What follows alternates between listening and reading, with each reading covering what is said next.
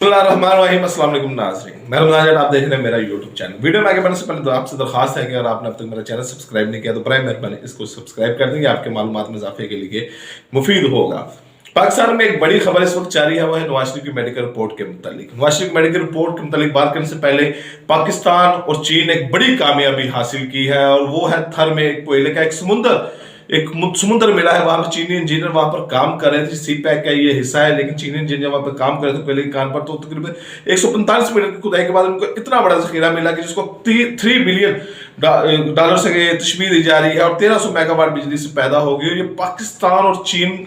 के जो इंजीनियर्स हैं, जो इसके मुतालिक रिलेटेड लोग हैं या पाकिस्तानी कौम है, वो इस टाइम बहुत खुशी महसूस कर रही है कि इतना बड़ा जखीरा मिल जाने के बाद पाकिस्तान के अंदर जो बिजली का बहरान है वो खत्म होगा, बिजली के बहरान की कीमतों में फर्क पड़ेगा। चीनी इंजीनियर्स ने वहां पर बड़ा खुशी का एक इजहार किया है। चीन में वैसे भी नए साल का जश्न मनाया जा रहा है, लेकिन इस कामयाबी के बाद पाकिस्तान के साथ मिलकर एक अलग खुशी मनाई है। इस इलाके का एक हिस्सा भारत में भी मौजूद है, लेकिन भारत वहां से तमाम अपना कोयला निकाल चुका है, और अब भारत को कोयला बाहर से बरामद करना पड़ता है कि भारत ने इतना कोयला वहां से निकाला है, कोयला वहां पे खत्म हो चुका है। लेकिन यहाँ पे जो कोयला मिला है और उसके आगे भी चांसेस है कि ये और कोयला यानी कि थर के इलाके में मिलेगा, और थर को समुद्र करार दिया जा रहा है कोयले का। और इस कोयले के मिलने के बाद पाकिस्तान के अंदर मादनियात के हवाले से, बिजली के हवाले से और कोयले से जो जो चीजें इस्तेमाल होती है वो उसमें बिल्कुल इफेक्ट पड़ेगा। और पाकिस्तानी कौम में इस हवाले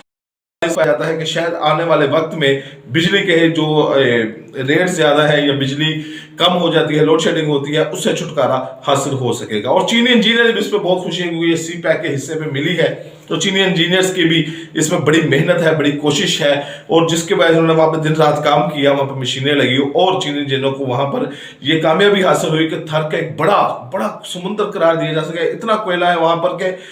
बड़े लंबे अरसे तक अगर कोयला नहीं भी मिलता तो हम गुजारा कर सकते हैं, लेकिन कहा जा रहा है कि आगे और कोयला इससे भी ज्यादा मिलने के चांसेस है। आज पाकिस्तान में दूसरी बड़ी खबर जारी है नवाज शरीफ की मेडिकल रिपोर्ट को लेकर। एक मेडिकल रिपोर्ट डॉक्टर फयाज विशाल जो नवाज शरीफ के मालिज हैं, इंडिया से उनका ताल्लुक है, उन्होंने एक रिपोर्ट एक वकील अमजद के जरिए अदालत में जमा कराई है, जिसको 3 सफ़ात पर मुश्तमिल ये रिपोर्ट है, जिसमें कहा गया है कि नवाज शरीफ की ऐसी हालत नहीं है कि ये सफर कर सके, ये एंजियोग्राफी के बगैर यहाँ से नहीं जा सकते, इनके ऊपर ज़हनी दबाव रहा है, इनके आलिया के बाद जो ज़हनी दबाव में काम नहीं कर सकते, इनको खुशगवार फिजा में रहना चाहिए, चहलकदमी करनी चाहिए, ज़हनी दबाव से दूर रहना चाहिए। जब कुलसूम नवाज बाहर बिस्तर मरग पे थी और अपने आखिरी सांसें ले रही थी या आखिरी जाम गुजार रही थी, तो नवाज शरीफ कुलसूम नवाज को छोड़कर मरियम नवाज के साथ पाकिस्तान में आए थे, जहाँ पर इनको बंद कर दिया गया था अडयाला जेल में। तो कैदी को थोड़ी सी सहूलत दी जाती है जब इस लेवल का कैदी हो के वो एक हफ्ते में 45 मिनट तकरीबन बात कर सकता है अपने अहले खाना के साथ, फोन के साथ। एक दिन नवाज शरीफ को जेल में बेचैनी महसूस हुई तो वो जेलर के पास गया, उसने जेल लेकिन जब नवाज शरीफ को बेचैनी महसूस हुई तब सबसे पहले उन्होंने जो बैरिक के बाहर उनका सिपाही खड़ा था, उन्होंने कहा जी कि मैं जेलर से मिलना चाहता हूँ। सिपाही ने कहा जी 1 मिनट ठहरे, मैं पूछ के आता हूँ। जेलर के पास गया, जेलर ने कहा ले आओ। मियां नवाज शरीफ संतरी के साथ जेलर के सामने पेश हुए, तो नवाज शरीफ ने एक इल्तिजा बड़े दरख्वास्त के अंदाज में जेलर को कहा कि जी मेरी तबीयत में थोड़ी सी बेचैनी महसूस हो रही है, मैं अपने बेटे हसन नवाज से या हुसैन नवाज से 2 मिनट बात करना चाहता हूँ, मेरी अहलिया की तबीयत ठीक नहीं है, मुझे बात करवा दें। जेलर ने कहा सर आपके 45 मिनट पूरे हो चुके हैं, अब अगर आपने बात की तो मेरी नौकरी चली जाएगी, 45 मिनट पूरे हो चुके हैं। नवाज शरीफ ने और अपने लहजे में इल्तिजा दरख्वास्त पुरदम आंखों से और एक ऐसे बस जो इंसान होता है उस लहजे में जेलर ने कहा कि मेरी अहलिया की तबीयत ठीक नहीं है, आप उनसे बात कर लें और मेरी अहलिया की तबीयत के बारे में पूछ लें कि क्या कुलसूम ठीक है। तो जेलर ने कहा सर मैं माजरत चाहता हूं कि ये नहीं हो सकता, आप 45 मिनट पूरे हो चुके हैं, फोन टैप हो रहे हैं, चली जाएगी। नवाज शरीफ बेबसी के आलम में से निकला, 3 दफा मुल्क का वज़ीर आज़म था, वहां से बेबसी के आलम में निकला और वापस अपनी जेल में आकर बैठ गया। सर झुका लिया नवाज शरीफ ने, आंखों में आंसू थे, जिस्म बेबसी से कांप रहा था कि 3 दफा मुल्क का वज़ीर आज़म, लेकिन सिर्फ 1 मिनट बात नहीं कर सकता, अपनी बीवी का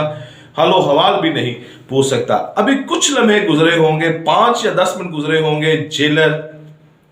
बैरक में दाखिल हुआ, साथ उसके एक और شخص داخل ہوا، اس نے آ کر میاں نواز شریف سے کہا کہ کلثوم نواز اس دنیا میں نہیں رہی۔ نواز شریف نے یہ سنا انا للہ و انا الیہ راجعون پڑھا اور خاموشی اختیار کر لی اور کہا کہ کیا مریم کو اس بات کا پتہ ہے؟ انہوں نے نواز شریف جیلر نے کہا جی نہیں، مریم کو نہیں پتہ، ہم چاہتے ہیں کہ یہ خبر آپ ان تک پہنچائیں کیونکہ وہ بیٹی ہے۔ نواز شریف وہاں سے اٹھے اور جا کے مریم نواز سے کہا کہ سب سے پہلی بات کہ ہم نے کسی کو بد دعا نہیں دینی، جو اللہ کا حکم ہے وہی ہوتا ہے، تمہاری والدہ بس دنیا میں نہیں رہی۔ اور جب بچہ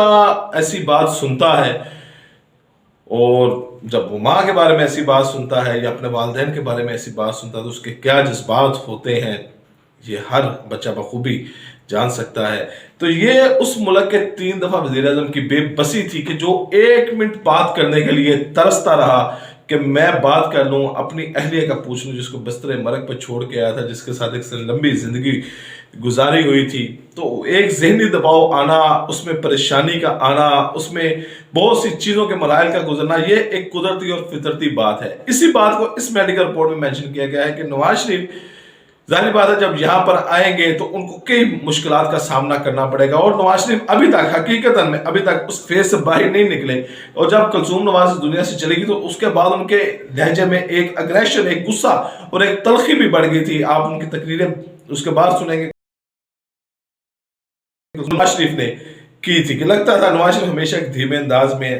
خوشگوار مزاج میں لطیفے سنتے ہیں، لطیفے سناتے ہیں، جگت بازی بھی کرتے ہیں اور بڑے پولائٹ انداز میں وہ بات کرتے ہیں، لیکن اس کے بعد ان کے لہجے میں ایک دم ایسا غصہ آیا، ایسی تلخی آئی کہ جو شاید دیکھنے والوں نے پہلے نہیں دیکھی، سننے والوں نے پہلے نہیں سنی۔ ابھی یہی خطرہ ہے، یہی مسئلہ ہے کہ اگر نواز شریف یہاں پر آئے تو نواز شریف عمر کے اس حصے میں ہے، نواز شریف عمر کے اس حصے میں ہے کہ جہاں پر وہ اب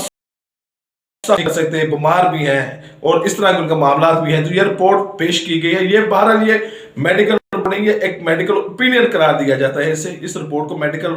رپورٹ یہ ہوتی ہے کہ آپ کی وین کا سائز اتنا ہو گیا ہے، یا اس مریض کے وین کا سائز اتنا ہو گیا ہے، اس مریض کا جو لیور ہے وہ اتنا کام کر رہا ہے، اتنا کام نہیں کر رہا ہے، اس کا دل اتنا کام کر رہا ہے، اس کا دل اتنا کام نہیں کر رہا ہے، اس کا لیور اتنا کام کر رہا ہے، اتنا کام نہیں کر رہا ہے، اس کا کڈنی اتنا کام کر رہی ہے، اتنا کام نہیں کر رہی۔ یہ میڈیکل رپورٹ ہوتی ہے، لیکن یہ میڈیکل اوپینین ہوتی ہے کہ ان کو ذہنی دباؤ والی سرگرمیوں سے دور رکھا جائے، ان کو چہل قدمی کروائی جائے، ان کو واک کروائی جائے، ان کو ایک لائٹ موڈ میں رکھا جائے، ان کو ایسے صورتحال میں نہ رکھا جائے کہ جس سے ان کے اوپر، ان کے صحت کے اوپر منفی اثرات پڑے۔ تو یہ وہ میڈیکل رپورٹ ہے جو عدالت میں پیش کی گئی، لیکن ہمارے معاشرے میں ہے کہ آپ ایسی باتوں کا مذاق اڑایا جاتا ہے۔ کلثوم نواز کا بھی ایسے ہی مذاق اڑایا گیا تھا، لیکن جب دنیا سے چلی گئی تو پھر ہر بندے نے افسوس کا اظہار کیا، اور اب یہ جو میڈیکل رپورٹ آئی جس میں یہ کہا گیا ہے، اس کا بھی ایک طوفان بدتمیزی سوشل میڈیا پہ کھڑا ہوا ہے۔ کوئی اس کو گانے سے تشبیہ دے رہا ہے کہ دل ٹوٹے ٹوٹے ہو گیا، کوئی ایسے تشبیہ دے رہا ہے، لیکن